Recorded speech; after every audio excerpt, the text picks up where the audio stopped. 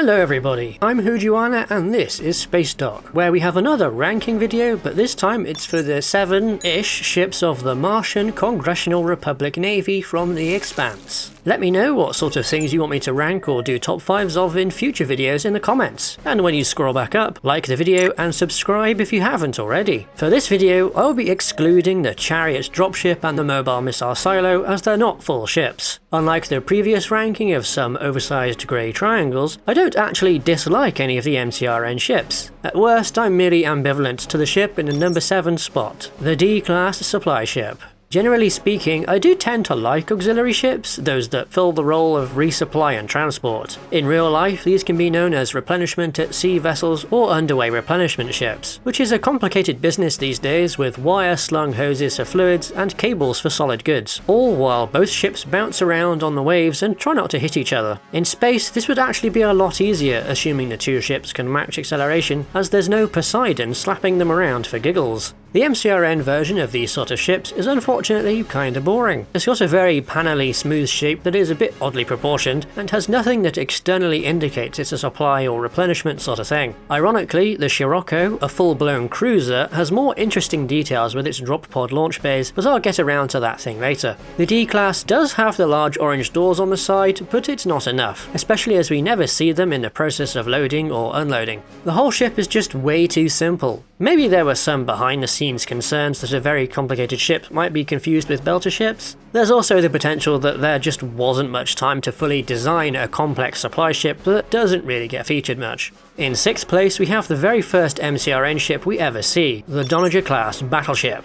It's down here because I don't really like how it looks, and it has a number of strange at best, bad at worst features. As it was the first Martian ship, it doesn't seem like it quite follows the design standards for those that followed it. It's just a bit too greebly and bumpy for my tastes, but that may be more down to its sheer size compared to every other ship bar the boring old D-class. But at least it might have radiators? I can't think of many other things these fins could be, so I hope they are radiators. The most obvious neat feature of the Donny is its huge pair of railguns, with extra mounting points for another pair if they were ever needed. I love it when ships are built for, but not with, like the UNSC's Trident class that I also really like. It's also unique for being able to carry its own escorts, which does inflate its size as it's now also a fleet tender as well as a battleship. This makes a bit more sense for Morrigans to be in here as they are relatively tiny, but Corvettes, while good escorts, are larger and much more able to support their crews. This hangar is supposed to be used to hide numbers in a fleet, but to me that doesn't seem like it's really much of an advantage. A near-peer opponent would just assume a Donny has its escort and respond accordingly, and a non-peer doesn't care because, oh my god, it's a Donager! And hiding things inside the bay means you have to deploy them anyway, which reveals your real numbers before you get into combat and allows your opponent to adjust. The other slightly weird thing is the enormous forward torpedo tubes, though the externally visible holes may just be much larger than the actual size of torpedoes.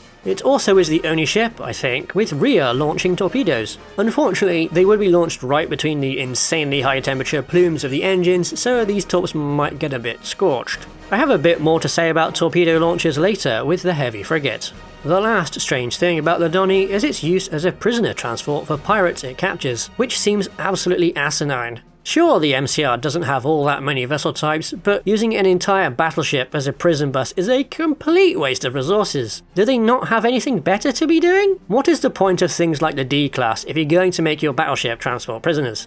In 5th place is the Corvette-class light frigate, which may be somewhat controversial as well. It is the hero ship of the series. From a technical standpoint, it's a pretty great design, a perfectly capable vessel that can serve multiple roles without being overly capable at any of them. And I love that it's high capability and cost to the Morrigan's low capability and cost. My issues with it are more with its appearance, as it's just a tiny bit too messy, something it shares with the Donager. This is almost certainly down to being one of, if not the earliest MCRN ship ever designed, so it doesn't quite have the design language completely nailed down. It's not the paint scheme which makes it messy, but some of the needless extra detail around the lower half, and just how much is packed onto the frame of a relatively small ship. I don't mean to say it looks bad, it's certainly not an ugly ship like the Knight or something. Another downside is it's simultaneously top-heavy and not top-heavy, depending on the angle you look at it from, because of the housing of the middle set of PDCs which stick out just a bit too far. I also don't really like the angled antennas on the Vette, which is odd for me since I usually love seeing antennas, because the angled armor housing, or whatever it is, just looks a bit weird. As no other ship has that style of antennas, they're possibly there to distinguish the Rosi as being obviously different, along with its eventual new paint jobs and other modifications, but I'll talk about those later.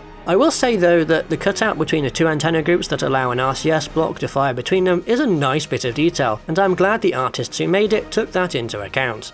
In the middle of the pack, at 4th place, is the whatever class light cruiser, also known as the Pella, because I think it looks really cool. It's got nice antennas, it's got the quad engines like its fellow cruiser the Shiroko. It's just a pleasing appearance in general, but the scale of the ship is hard to really visualize. At times it feels like it's Rosi's size rather than being a cruiser. It is very distinctive though, not just thanks to its unique Free Navy colours, but also due to its shape. I would have liked to have seen one in MCRN colours, but it's understandable that we didn't because it's meant to be Marco's hero ship. If you watched Daniel's big interview with Chris Danelon last year, you'd already know that the Pella design stems from an unused Rosinante concept. Both hero and villain ships coming from the same set of concepts is just a fantastic little behind the scenes tidbit. But just what purpose is the ship meant to serve in the context of the MCRN? It doesn't seem to carry any armament to distinguish itself from the Heavy Frigate at all. Maybe it's part of a doctrinal pivot to missile spam along with said Heavy Frigate, as it doesn't have a railgun but instead has an ungodly amount of torpedoes in its magazines. It also has a similar brig to that on the Donny, which makes a bit of sense as it's likely intended to fulfill a similar anti-pirate role in peacetime. The class as a whole may very well have been intended to actually replace the Dollinger in the post-ring MCRN, basically a smaller ship packing loads of missiles to keep it out of range of opponents, with similar secondary capabilities to the battleship. If that's true though, that makes the lack of railgun even more perplexing. In 3rd place we have the other unknown class, the Heavy Frigate. This seems like a direct upgrade to the Corvette, replacing the Vette's smaller launcher with a whole suite of launchers packed onto the big blunt nose of the vessel. This thing can launch a crazy number of torps at once, but it rarely seems like it's enough to actually get past the PDCs of some opponents. There is a problem with launchers like these though that I alluded to earlier. All of these forward-firing launchers have to fight against the acceleration of the ship's engines, which could be multiple Gs, just to get a missile out into space. It doesn't matter if you're moving away or towards the target. If the engine is burning, the launcher has to shove the mass of the torpedo up and out of the launcher every single time. Now this never seems to ever be an issue in universe, but it still bothers me. Sideways launching torps would be far better, as it's easier to push something out sideways than up out of the launcher. Ironically, the externally mounted torpedoes that a number of ramshackle belter ships have seem better designed in this regard. But I digress. The Heavy Frigate, while it is very similar to the Corvette, feels in some ways like a refinement of that design, with some of those Shiroko looking details melded with the shape of the Corvette. Yes, it's still got the extra detaily bit at the aft near the engine, but that is balanced out by the rest of the design being a bit bigger and a bit cleaner. The ship is still kinda top heavy-ish, but overall I think it works better here. Out of the potential concepts for the Heavy Frigate, they absolutely chose the best way of making something that was both new and also clearly based on the Corvette frame. I think it's kinda mad that one of the potentials was just a Corvette but longer, but I suppose they wanted to confirm that this really was not the right concept for the vessel. The other heavily Vette-based design is definitely better with its different launcher layout, but still far too similar. The third concept doesn't really sell the idea of being a Heavy Frigate, but I can totally see this as being what was used instead of the Corvette, as it keeps a vaguely similar triangular sort of design as the Morrigan, but clearly much beefier. Given my low placement of the Corvette, I personally would have preferred this in its place as the Rosi, and surely I'm not alone in thinking that. It's wild to me how something as good as this concept ended up completely unused, which really goes to show just how great the ship designs were in general across the show. The only honourable mention this time is of course the Rosinante, which while based on an MCRN ship was modified enough to become its own thing. First it became a dubiously disguised tanker painted a very ugly grey, before having a bit of a glow up during its refit. The addition of the railgun makes me really wonder why that wasn't a standard issue thing on the class, as it was often far more useful in combat against other warships than the torpedoes ever were. The landing legs also really balanced the slightly top-heavy shape of the Corvette out, and surprisingly did so without looking too messy, despite being right beside the other previously messy section of the ship. So while it is based on an okay to good frigate, the modifications really improved it.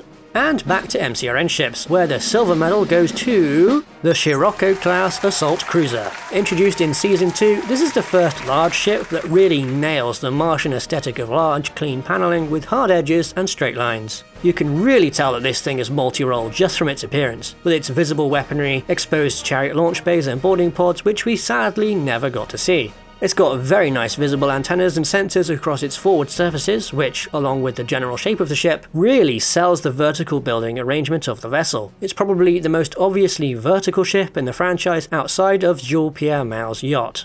The Shiroko is a bit of a do-everything ship, but this is at least justified by the MCRN's doctrine of fewer, more expensive, more capable ships. It has to be able to do everything because there's not really any ships around to support it.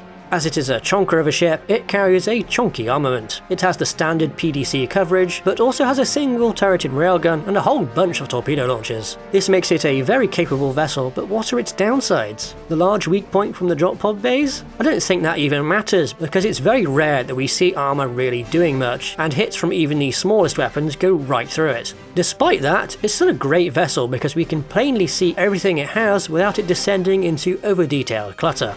In a resounding first place, the gold medalist, the trophy winner, the holder of the winning raffle ticket. It's the Morrigan class patrol destroyer. This is in large part to its fantastic appearance, the best of the Season 1 trio by a long way. Its double rotated triangular prism shape is just perfect for a ship this size. That great angular wedge at the front makes me think of the book version of the Rosinante, which was always described as being shaped like a chisel. There's just the right amount of detail on its smallish hull to accentuate its design without overwhelming it. Just looks fantastic every time it's on screen.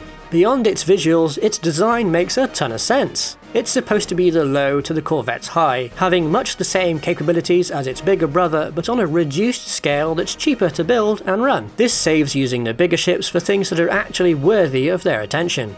As it's only got a small armament of 2 PDCs and 2 torpedo launchers, which likely have small magazines, it's probably not all that capable in a full-blown fight where it becomes a bit of a support vessel. Essentially, it would pretty much just be a mobile torpedo launcher with barely enough PDCs to protect itself, let alone other ships. That gap in the PDC coverage feels like it could be a real genuine concession in the design though, as the ship is just too small to have one on every side, which is exactly how you want the flaws in a design to feel. For dealing with pirates and customs inspections during peacetime though, the Morrigan is perfect. Sending something bigger and badder than it just feels like a waste, which is very likely why the MCRN wanted such a small ship, as their previous doctrine didn't work for such boring jobs. It was also meant to be carried inside donnages, upside down. How on earth? Mars? How on Mars did Morrigan crews board these while the donny was under thrust? All the seats and controls would have been in the ceiling, potentially while under several G's acceleration. It's not like they were ever shown inside a donny though, as they were always just fine flying under their own power as an escort or something, or off on their own little missions. It's not a fighter craft, it's a full-blown warship. Let it be that. Thanks for watching my ranking of the very cool ships of the MCRN. Let me know in the comments your thoughts on which ship is your favourite and what you think of that one heavy frigate concept.